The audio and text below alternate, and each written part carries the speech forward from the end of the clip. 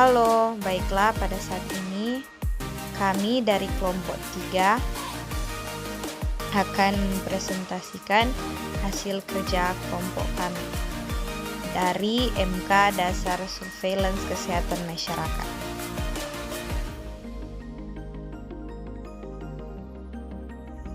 Dengan nama-nama kelompok, yang pertama Brigita Aprilia Hasan dengan NIM 20704038. Yang kedua Tiara Christine Kayadoe dengan NIM 20704008.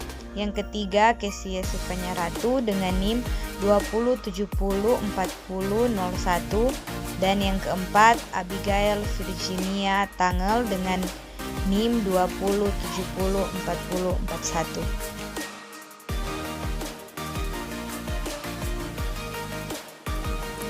Yang menjadi topik pembahasan kita pada saat ini yaitu perencanaan sistem surveillance kesehatan masyarakat.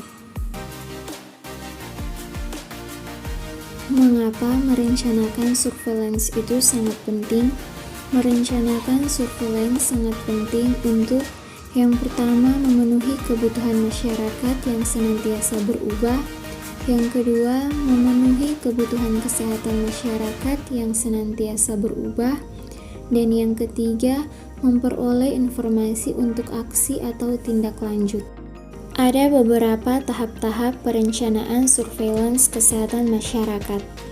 Yang pertama, menetapkan tujuan. Yang kedua, mengembangkan definisi kasus. Yang ketiga, mengembangkan sistem pengumpulan data. Yang keempat, mengembangkan instrumen pengumpulan data. Yang kelima, menguji metode di lapangan. Yang keenam, mengembangkan pendekatan analisis data. Yang ketujuh, menentukan mekanisme diseminasi atau penyebaran.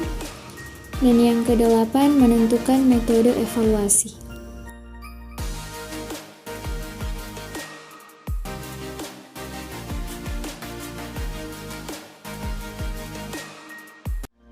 Alasan-alasan untuk setiap tahap perencanaan. Alasan yang pertama, menetapkan tujuan. Sebelum merancang suatu sistem, sangat penting untuk menentukan tujuan yang jelas. Alasan yang kedua, mengembangkan definisi kasus. Definisi kasus ini perlu dikembangkan agar semua petugas kesehatan menggunakan definisi dan kriteria yang sama untuk mendiagnosis suatu penyakit secara spesifik. Unsur-unsur dari definisi kasus yang jelas termasuk diagnosis klinis dan laboratorium, kriteria orang, tempat, waktu, gambaran epidemiologi penyakit, dikategorikan berdasarkan tingkat kapasitas diagnosis seperti confirmant, probable, possible, dan yang terakhir sensitivitas dan spesifitas tinggi.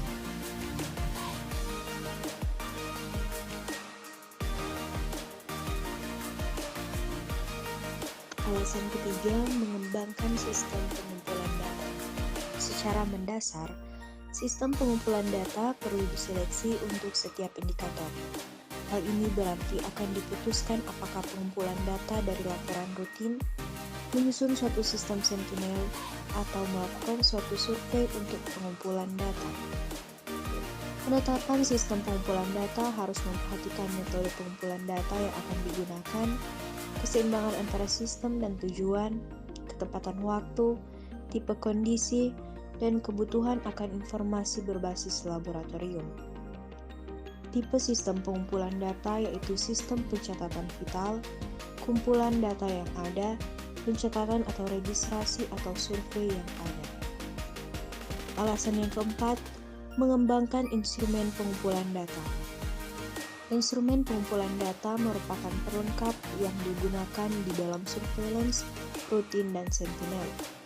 Dalam mengembangkan instrumen pengumpulan data, harus memperhatikan standarisasi instrumen dan kemampuan untuk menghubungkan berbagai jenis informasi dari format instrumen yang berbeda, khususnya untuk subjek yang sama. Alasan yang kelima, menguji metode di lapangan. Mengapa perlu melakukan uji lapangan?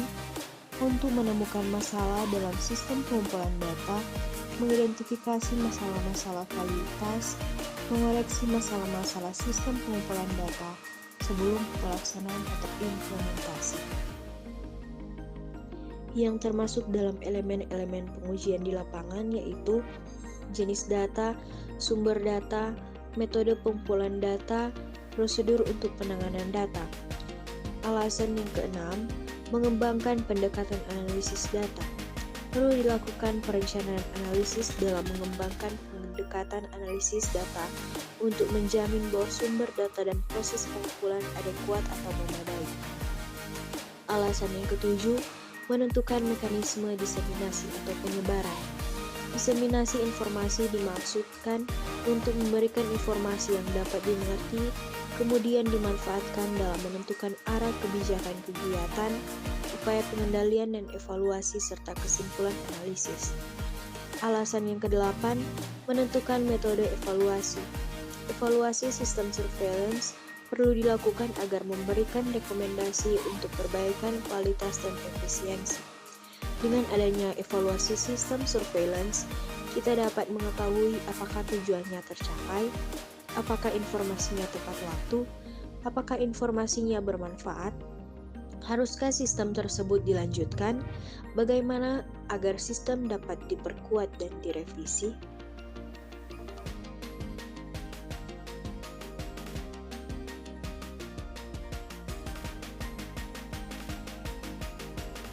Aktivitas yang dilakukan dalam setiap tahap perencanaan.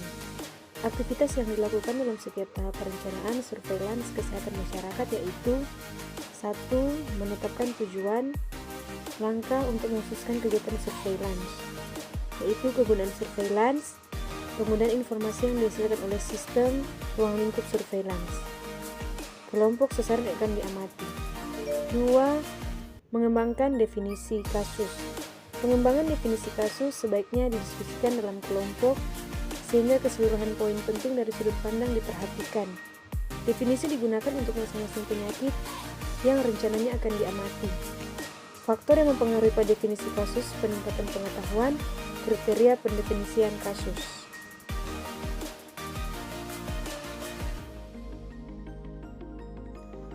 Tiga, mengembangkan sistem pengumpulan data. Jika suatu prosedur surveillance telah dipilih, mulailah merancang prosedur pengumpulan data. Hal ini memuat 3 langkah. Langkah pertama, mengembangkan definisi operasional kasus. Kedua, mengembangkan atau memperbaiki perlengkapan pengumpulan data dan pencatatan data. Ketiga, pengujian perlengkapan. Tipe sistem pengumpulan data. 1. Sistem pencatatan vital. 2. Kumpulan data yang ada.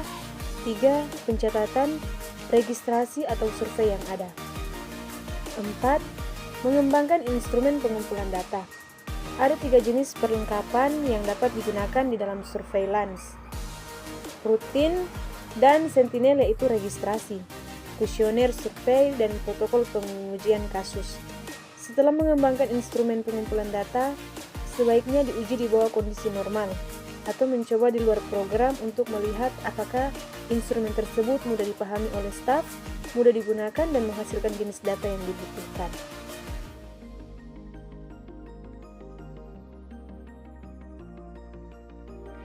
Lima, menguji metode di lapangan. Dilakukan seleksi terhadap prosedur pengumpulan data untuk tiap indikator. Perlu dipertimbangkan pilihan secara teliti, khususnya jika menyusun suatu sistem pelaporan sentinel yang baru. Hal ini bisa saja memakan waktu dan biaya, khususnya jika kebutuhan pelaporan besar. 6. Mengembangkan pendekatan analisis data. Analisis sebaiknya dilakukan pada tiap tingkatan sistem surveillance. Kegunaan analisis adalah untuk mengidentifikasi pola penyakit dan mengidentifikasi penyebab penyakit atau kematian. 7. Menentukan mekanisme diseminasi atau penyebaran. Dalam menentukan mekanisme diseminasi, perlu merancang strategi diseminasi yang mampu menjawab 3 pertanyaan penting. Yang pertama, siapakah pengguna potensial hasil surveillance yang kita lakukan? Kedua, hasil tertentu manakah yang akan paling diminati oleh masing-masing kelompok pengguna potensial? Ketiga, saluran media apakah yang paling baik yang dapat menjangkau kelompok pengguna potensial?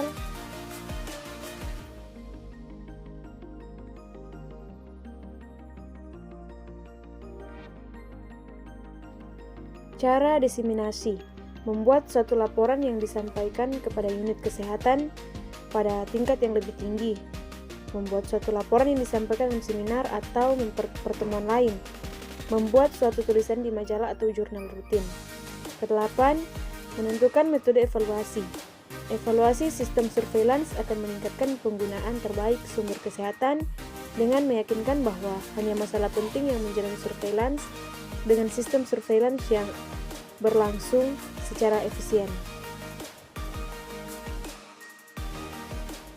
Mengapa melibatkan pihak lain dalam perencanaan dan siapa yang harus dilibatkan dalam perencanaan sistem surveillance kesehatan masyarakat?